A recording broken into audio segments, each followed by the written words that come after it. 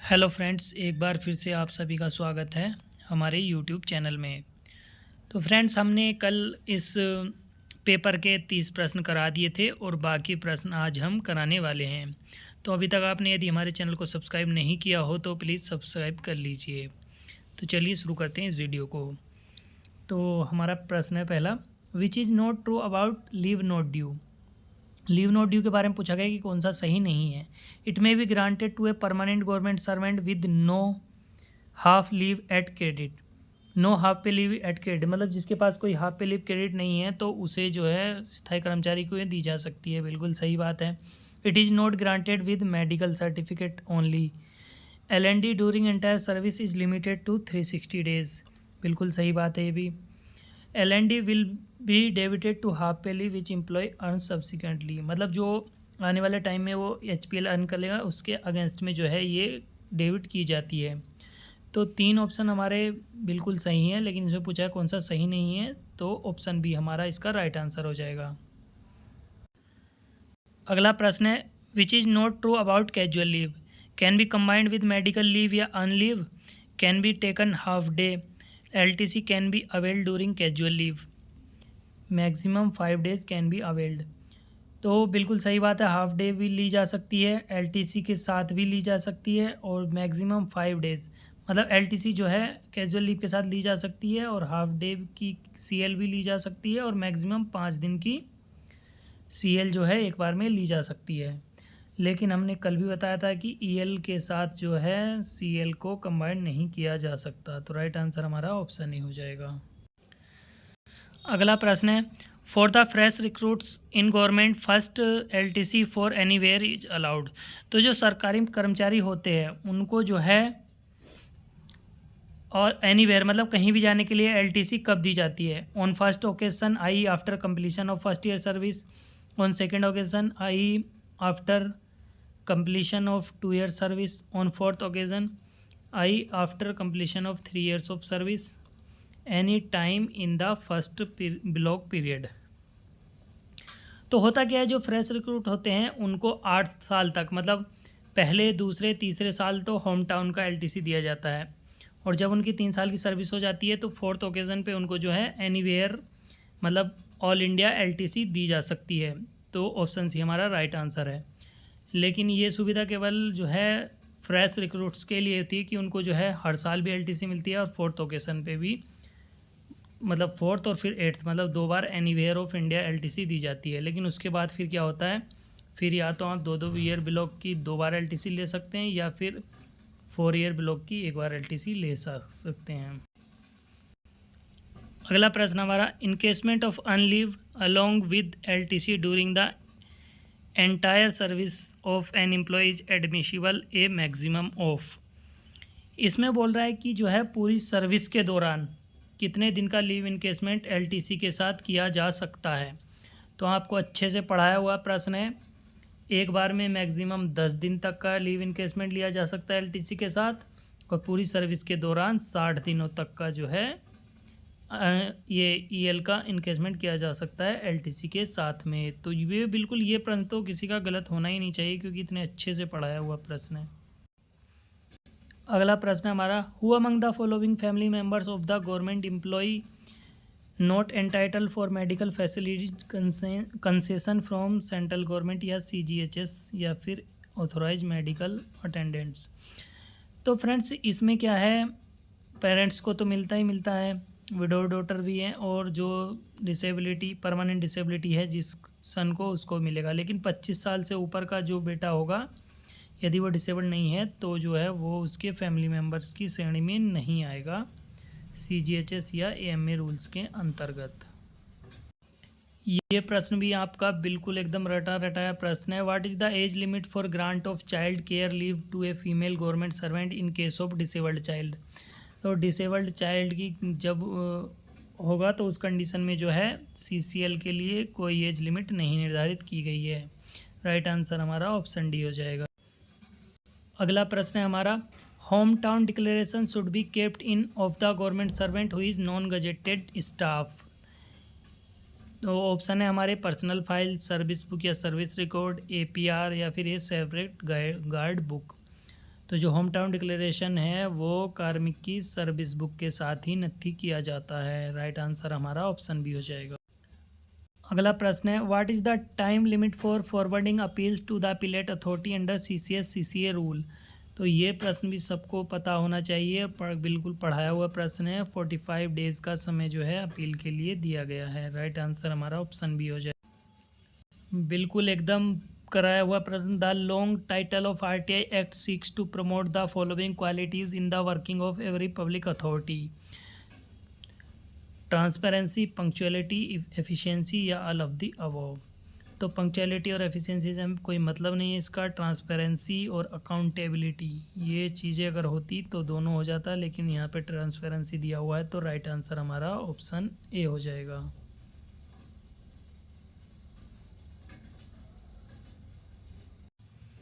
अगला प्रश्न है, the full form of HEFA used in educational institution. Higher efficiency fuel agency, higher learning fund agency, higher education fellowship agency या फिर higher education funding agency.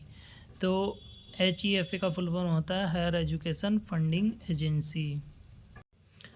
बहुत अच्छा प्रश्न है, which pension scheme is applicable to first time central government employees join या joining after 1/1/2014। Actual में 2014 नहीं, ये 2004 होना चाहिए। तो ऑप्शन हमारे EPF, GPF, NPS या नन ऑफ दी अबव। तो 1/1/2004 के बाद सबको पता है NPS लागू हो गया है, तो राइट आंसर हमारा ऑप्शन सी हो जाएगा। अगला प्रश्न है, annual property return is to be submitted by government servant by which date. तो जो हमारा इमूवेबल प्रॉपर्टी रिटर्न प्रत्येक वर्ष जमा किया जाता है उसकी डेट जो है क्या होती है? 31 जनवरी, 31 मार्च, 31 दिसंबर या फिर 31 सितंबर। तो इसका राइट आंसर होगा हमारा 31 जनवरी। 31 जनवरी को तक जो है ये जमा करना होता है एनुअल प्रॉपर्टी रिटर्न। अगला प्रश्न है, full form of EBSB program launch by government. तो ये पुराना प्रश्न है, उस टाइम पे ये लॉन्च हुआ था, एक भारत श्रेष्ठ भारत। राइट आंसर हमारा ऑप्शन डी हो जाएगा। अगला प्रश्न है, central government is emphasising to have procurement of goods preferably using.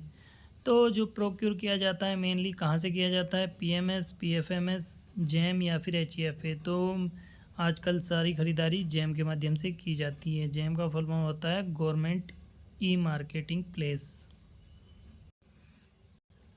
अगला प्रश्न है, which of the following is not counted as qualifying service in government? Deputation and foreign service, suspension followed by minor penalty, service rendered before attaining age of 18 years, all kinds of leave with salary. तो ये तो बहुत ही बढ़िया प्रश्न है, इसको आप वैसे भी कर सकते हैं। ये मैंने पढ़ाया हुआ है कि डेपुटेशन और फॉरेन सर्विस क्वालिफाइंग सर्विस है, सस्पेंशन भी जो है क्वालिफाइंग सर्विस है, all kinds of leave with salary ये भी क्वालिफाइंग सर्विस है। लेकिन 18 साल से कम की उम्र में जो सर्विस की जाती है वो क्वालिफाइंग सर्विस नहीं मानी जाती है। अगला प्रश्न हमारा, for the purpose of section 3C of these rules sexual harassment include such unwelcome sexually determined behaviour whether directly or otherwise as physical contact, as advances, demand or request for sexual favours, sexually coloured remarks, showing any pornography or any other unwelcome physical, verbal और non verbal conduct of his sexual nature. तो ये सारे के सारे जो है sexual harassment की category में आते हैं। ऑप्शन डी हमारा राइट आंसर हो जाएगा। अगला प्रश्न है हमारा, with in which period paternity leave can be availed. तो ये प्रश्न तो सबको पता होना चाहिए, कब 6 महीने के अंदर अंदर जो है ये पैटर्निटी लीव काटनी होती है, नहीं तो फिर लैप्स हो जाती है। ये प्रश्न भी आपको पढ़ाया हुआ है, for violation of CCS conduct rule 1964 rule 20 for the second time a government servant is liable to be. मतलब रूल 20 के वायोलेशन पे सेकेंड टाइम में क्या करना चाहिए उसके खिलाफ? Advise in writing to desist from such act, वन in writing by the disciplinary authority, subject to disciplinary action, transfer to some other place. Right answer हमारा होगा वन in writing by the disciplinary authority. अगला प्रश्न हमारा, which of the following will not amount to strike. मतलब strike की category में कौन सा नहीं आता है? Refusal to work by a group of employees acting in combination बिल्कुल स्ट्राइक माना जाता है। Refusal to perform work beyond normal working hours, ये भी स्ट्राइक में माना जाता है। Mass abstention from work without permission, मतलब एक साथ जो है सभी लोगों ने अब्सेंट कर दिया बिना परमिशन के, तो ये भी जो है स्ट्राइक माना जाता है। लेकिन अब्सेंटिंग फ्रॉम ड्यूटीज़ विदाउट परमिशन और intimation for more than 1 month, ये जो है स्ट्राइक नहीं माना जाता है। ये प्राण की फुल फॉर्म पूछी गई है, तो प्राण जो है सबको प्राण नंबर मिलता है जो भी एनपीएस वाले नए भर्ती हैं। इसके ऑप्शन देख लेते हैं। प्राण की full form permanent registration account number, permanent retirement account number, preliminary retirement account number या फिर पोस्ट रिटायरमेंट अकाउंट नंबर। तो प्राण की फुल फॉर्म होती है परमानेंट रिटायरमेंट अकाउंट नंबर। अगला प्रश्न है कि किसी एम्प्लॉय का प्रमोशन हुआ 1 जुलाई 2017 को और उसने जो है बोला कि मेरा जो है प्रमोशन की डेट से ही जो है पे फिक्स कर दिया जाए, तो उसकी नेक्स्ट डीएनआईज कब कब होंगी। तो डीएनआई के लिए जो है 6 महीने की सर्विस होनी चाहिए। तो 1 जुलाई को यदि उसने अपना पे फिक्स करा लिया है तो उसके 6 महीने बाद यानी कि 1/1/2018 को उसका पहला डीएनआई होगा, फिर उसके 1 साल बाद यानी 1/1/19 को उसका दूसरा डीएनआई होगा। तो ऑप्शन सी हमारा राइट आंसर हो जाएगा। अगला प्रश्न है, हु विल अपॉइंट या डेजिग्नेट द सीपीआईओ या PIO for providing information under RTI act. First appellate authority, head of public authority, central information commission या ऑल ऑफ द अबव। तो सीपीआईओ पीआईओ को जो है कौन अपॉइंट करता है? Head of the public authority. Right answer हमारा ऑप्शन बी हो जाएगा। अगला प्रश्न है, the reservation roster for direct recruitment on all India basis otherwise than by an open competition is. तो ये जो होता है 200 पॉइंट पोस्ट बेड 200 पॉइंट वाला ये रोस्टर चलता है, तो इसमें जो है बी और सी दोनों हमारे राइट ऑप्शन हो जाएंगे। अगला प्रश्न है, if an employee has encash 10 days EL along with LTC and if he has 300 days EL balanced as on date of retirement, the admissibility for EL encashment on retirement will be. बहुत बढ़िया प्रश्न है। कई बार क्या होता है, हम सोचते हैं कि जो 60 दिन हम LTC के साथ ले लिए हैं वो 300 दिन में से माइनस कर दिया जाएगा। ऐसा कुछ नहीं होता है। यदि रिटायरमेंट की डेट को उसके पास 300 दिन छुट्टी बची हैं EL, तो 300 दिन का ही उसको दे दिया जाएगा इनकेसमेंट, भले ही उसने 60 दिन का बीच में जो है LTC के साथ ले लिया हो 10-10 दिन करके। तो राइट आंसर हमारा ऑप्शन नंबर डी हो जाएगा। तो फ्रेंड्स, ये थे इस पेपर के बचे हुए प्रश्न। तो कैसी लगी ये वीडियो? यदि ये वीडियो आपको अच्छी लगी है तो प्लीज़ लाइक करना मत भूलिएगा और ज़्यादा से ज़्यादा अपने दोस्तों के साथ शेयर करिए, ताकि वो भी यदि रूल वाले किसी कम्पिटिटिव एग्ज़ाम की तैयारी कर रहे हो तो उनके लिए भी ये फ़ायदेमंद हो। जय हिंद।